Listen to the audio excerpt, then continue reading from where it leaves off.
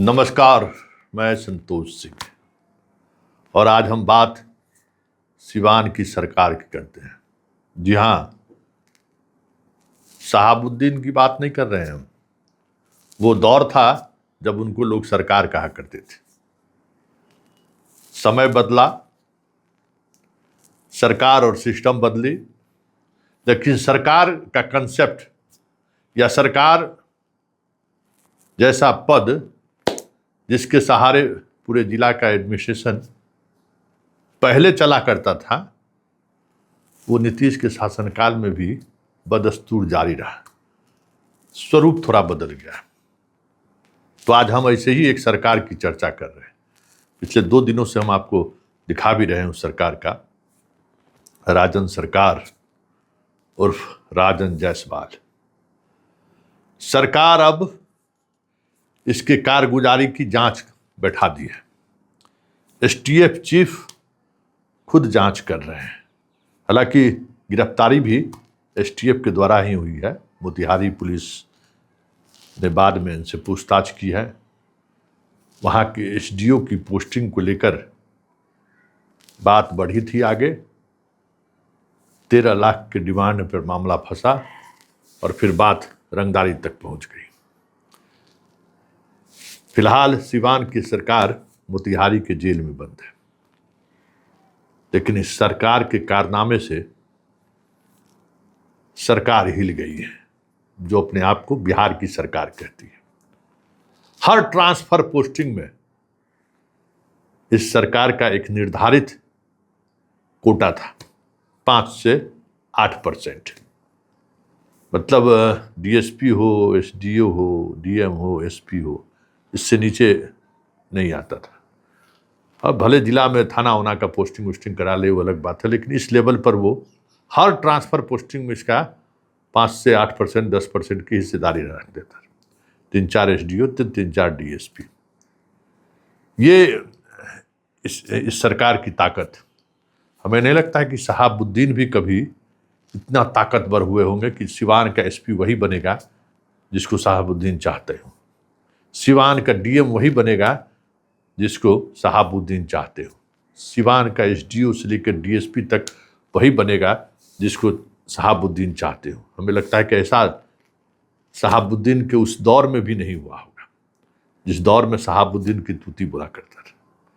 लेकिन इस सरकार का इकबाल इतना था कि छपरा से शुरू करिए और चल जाइए बिटिया तक।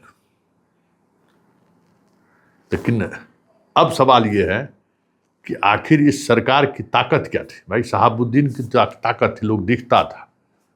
इसका कौन सा ताकत था भाई? ये किस ताकत के सहारे इस तरीके का खेल खेल रहा था? तो मुख्यमंत्री सचिवालय से लेके घंटा घर के सचिवालय तक इसकी सीधी पहुंच थी।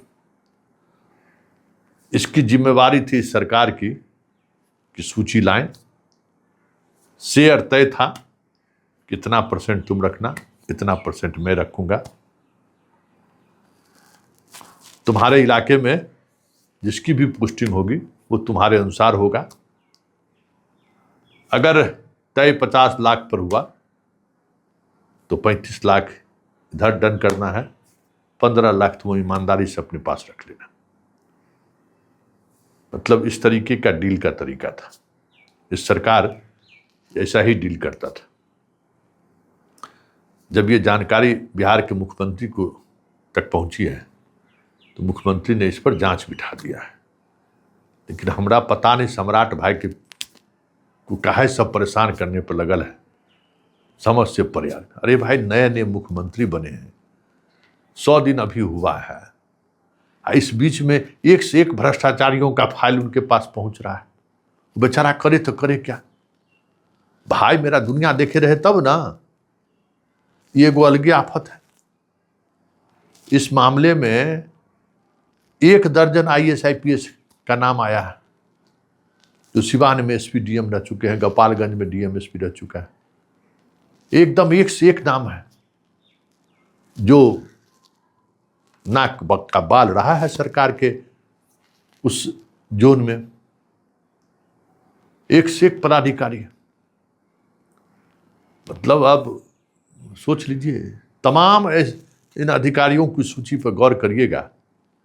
सिवान के डीएम एसपी से लेकर गोपालगंज से लेकर मोतिहारी तक में ढेर सारे ऐसे अधिकारी हैं जिसकी पहचान कल तक सीएम के नवरत्नों में से किसी न किसी नवरत्न का खास माना जाता था। अब समझ लीजिए, अब उन लोगों पर हाथ डालने की बात आ रही है। कोई डीआईजी है, कोई अधिकांश तो डीआईजी बन गया है, कोई कमिश्नर अभी बन गया, कुछ लोग अभी सेक्रेटरी हैं। और उसमें जो पूछताछ में जो बात सामने आई है, और जायसवाल हालांकि बहुत तेज चीज़ है, पुलिस का पूरा ट्रेनिंग उसको मिला हुआ था, व्हाट्सएप का सारा चैट मुश्किल हो रहा है एसटीएफ को फिर से वापस लाना। टेक्नोलॉजी का बेहतर इस्तेमाल करना जानता है जायसवाल, मैट्रिक फेल है लेकिन सब बात जानता है। तो सम्राट भाई के पास फिर वही संकट है, सारे अधिकारी वही है जो हमारे नीतीश बाबू के समय के नवरत्न के नाक के बाल रहा करते थे।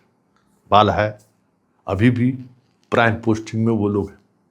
अधिकांश लोग हट गए लेकिन अभी भी वो लोग जगह बनाए हुए हैं। रिटायर होने के बाद जो है सो जगह पर है। अब सोच लीजिए, तब कार्रवाई ऐसे अधिकारियों पर करना होगा सम्राट भाई को। उसमें देखिए लिए कितना परेशान हो गई सरकार। वही रिशु श्रीवाला में किसी तरीके से सरकार जान बचाई है। कौन अब आफत मोल ले भाई, मुख्यमंत्री बने हैं कहे हरिश्चंद्र हैं, कितना पर क्या करते रहेंगे। सब तो वही है, पकड़ा गया सो चोर, जो नहीं पकड़ा सो साधु बना हुआ है। अब सम्राट भाई के पास संकट ही है, फाइल पहुंच गई है और जो प्रारंभिक जांच है एसटीएफ का, उसमें कई ऐसे आईपीएस अधिकारी हैं, कई ऐसे आईएएस अधिकारी हैं जो सीधे तौर पर सरकार के रूप में राजन जायसवाल को रिपोर्ट करते थे। खूब पूरा सब तरह का सुविधा सरकार की तरफ से मिलता था, समझ गए ना, पूरा सुविधा सब तरह का, एकदम दिल्ली से लेके पटना से लेके काठमांडू तक सब जगह सुविधा इस सरकार के द्वारा मुहैया कराई जाती थी। तो जो प्रारंभिक जांच रिपोर्ट है उसमें कई आईपीएस और आईएएस अधिकारी की अवैध कमाई का एक बड़ा हिस्सा राजन जायसवाल के माध्यम से दिल्ली के रियल एस्टेट में निवेश हुआ है। अब समझ लीजिए, कई ऐसे आईपीएस अधिकारी हैं जिसका अवैध कमाई गुड़गांव के कई रियल एस्टेट के कारोबार में निवेश जायसवाल के माध्यम से हुआ है। इसी तरीके से कई आईएएस अधिकारी का भी पूरा इकोनॉमिक जो ट्रांजैक्शन है, उस ट्रांजैक्शन का पूरा डायरी मिल गया है विभाग को, सब कुछ है,